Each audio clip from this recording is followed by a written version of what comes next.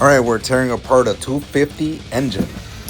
Just seeing where the linkage is originally to the manifold.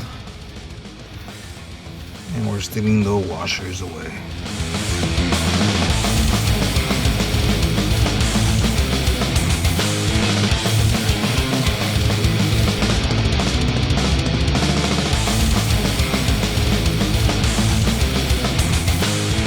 Alright, pretty much taking up the carb and some of the nuts on here. Alright, so we've taken up the nuts here. And we're here at the bracket that holds the alternator in place. So we're going to loosen this up. One bolt is off, 2 more to go. This is the bracket on this straight 6 right here. That bracket's off.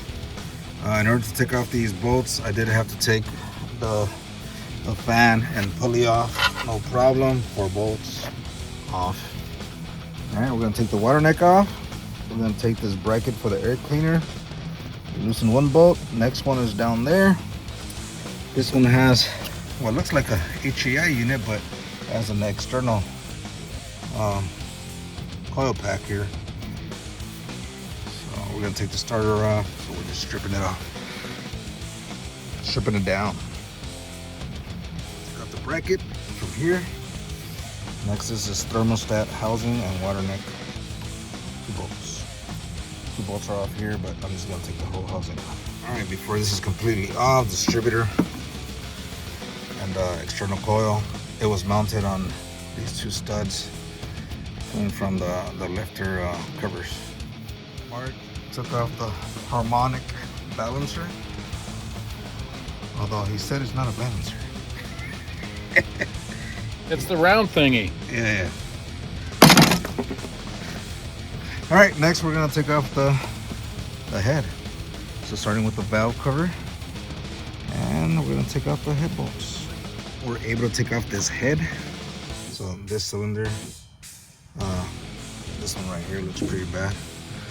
So the difference between the 250 and the 230 on the piston head, the piston top, you can see the D is an indication of the 250, and the 230 has just the 2 dimples. We call them eyelids.